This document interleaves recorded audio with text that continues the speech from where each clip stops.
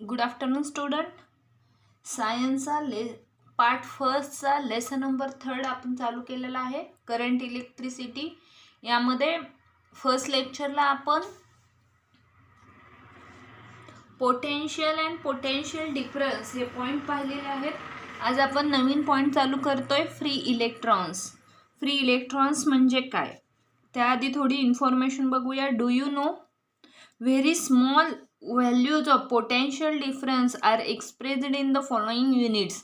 म्हणजे पोटेन्शियल डिफरन्समधले जे स्मॉल व्हॅल्यूज आहेत, ज्या लहान व्हॅल्यू, जे लहान काही मूल्य आहेत, ते आपण कसे एक्सप्रेस करतो किंवा त्याचे युनिट्स काय आहेत. 1 स्मॉल लेटरमध्ये एम व्ही आहे, म्हणजे मिली व्होल्ट आहे. तो 10⁻³ व्होल्टमध्ये डिनोट करतो. 1 मायक्रो व्होल्ट 10⁻⁻6. आणि जी त्याची बघा इथं 10⁻³ आहे, स्मॉल व्हॅल्यूज आपण डिनोट करतो. आणि जी लार्ज व्हॅल्यूज असते ती 10⁻³ व्होल्टनी आपण डिनोट करत असतो. त्याचे सिम्बॉल आहेत 1 किलो व्होल्ट आणि 1 मेगा व्होल्ट. कॅपिटल एम आहे बघा इथं, 10⁻⁶. प्लस मायनस आहे, साईनही वेगळी आहे. आता पुढचा पॉईंट आहे free electrons. Every atom of a metallic conductor has one or more outermost electron which are very weakly bound to the nucleus. बघा, कंडक्टर मीन्स काय, तर ज्यामधून आपले जे इलिमेंट आहेत त्यामधून पास होणारा करंट, म्हणजे त्यामधून इलेक्ट्रिसिटी पास होते. This is called as a conductor. त्याला आपण काय म्हणतो, कंडक्टर. फॉर एक्झाम्पल, आपला पेन आहे, पेनमधून इलेक्ट्रिसिटी पास होते का, नाही. तुम्ही एखादा लाकडाचा ठोकळा घेतला तर त्या लाकडाच्या ठोकळ्यामधून सुद्धा कंडक्टर पास होत नाही, म्हणजे इलेक्ट्रिसिटी पास होत नाही. आणि जे की आपले इलिमेंट असतात, आयर्न, ॲल्युमिनियम, कॉपर, या सगळ्यांमधून आपली इलेक्ट्रिसिटी काय होत असते, पास होत असते. म्हणजेच काय, तर every atom of a metallic conductor has one or more outer most electrons which are very weakly bond to the nucleus. आणि पेज नंबर 32वर तुम्हाला बघा डायग्राम दाखवलेली आहे. त्या डायग्राममध्ये त्यांनी दाखवलंय की आउटर मोस्ट इलेक्ट्रॉन हे कसे आहेत, तर व्हेरी वीकली आहेत, वीक आहेत न्यूक्लियसच्या बाजूचे. These are called as a free electron. त्यालाच आपण काय म्हणतो, तर free electron.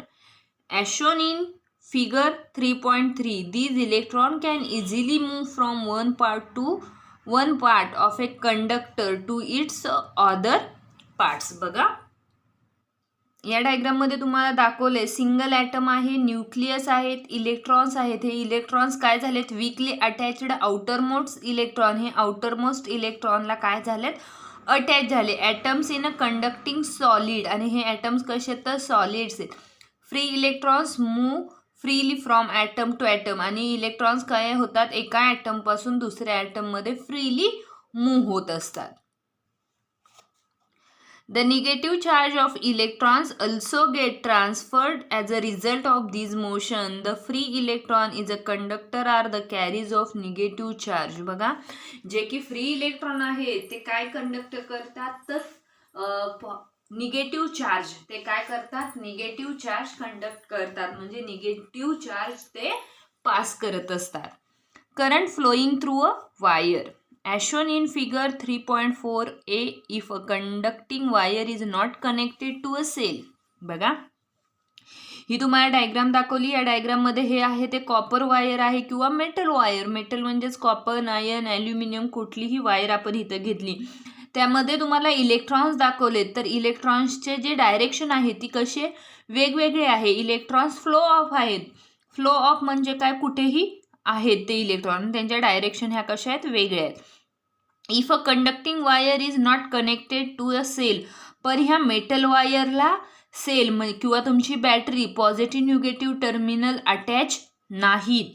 It's free electrons move randomly in all direction in the space between the atoms. आणि या ॲल्युमिनियमच्या वायरमध्ये हे इलेक्ट्रॉन्स फ्रीली मूव्ह होतात. फ्री इलेक्ट्रॉन्स मूव्ह रँडमली, ते कुठेही फिरू शकतात. When we connected the ends of the wire to the two terminal of cell.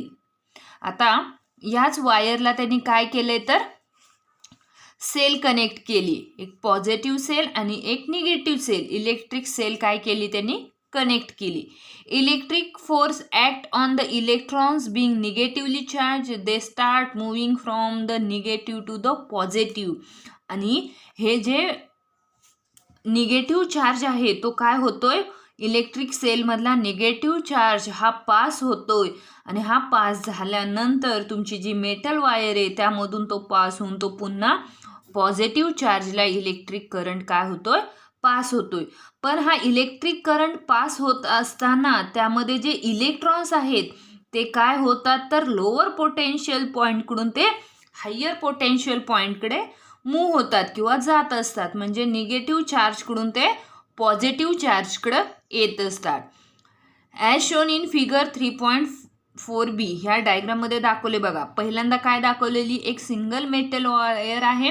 त्या सिंगल मेटल वायरमध्ये जे इलेक्ट्रॉन्स आहेत ते रँडमली मूव्ह होत असतात, फ्रीली मूव्ह होत असतात.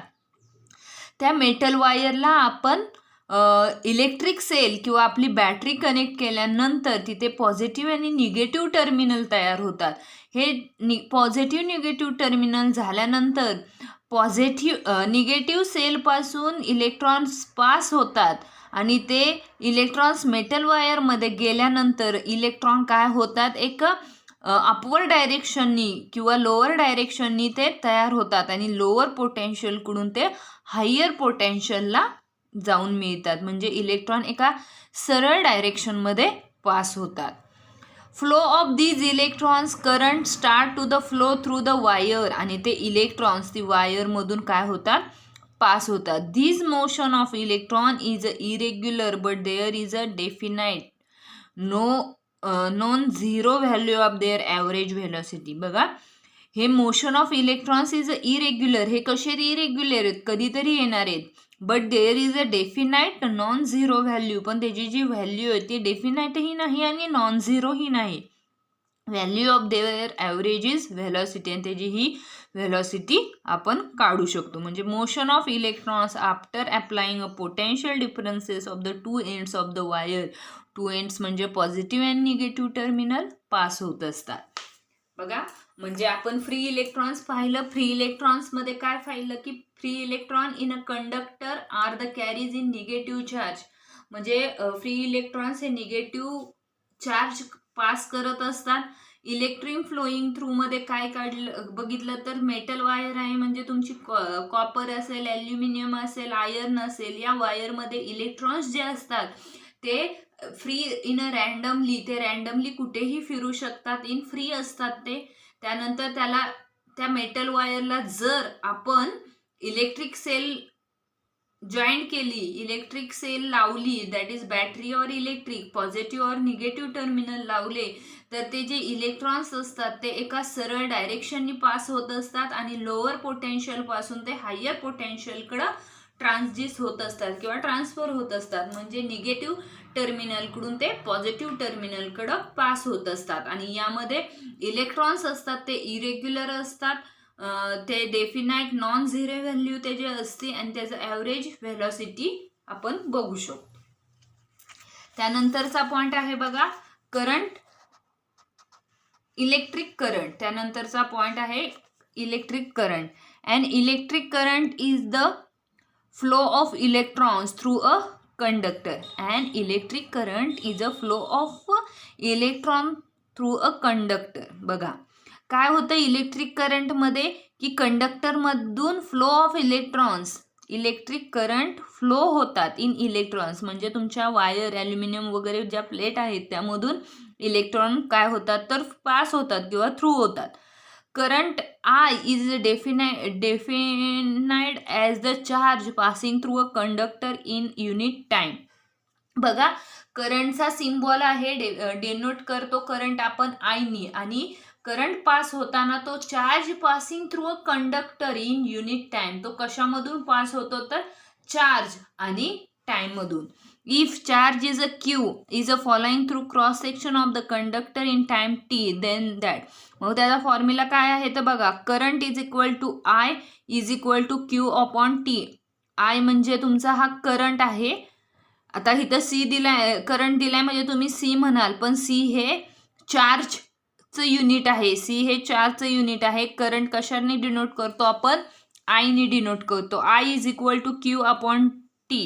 क्यू म्हणजे तुमचं चार्ज आणि टी म्हणजे टाइम. मग क्यूचं एसआय युनिट आहे कुलाम आणि टाइमचं एसआय युनिट आहे second. The unit of charge in SI unit is कुलाम.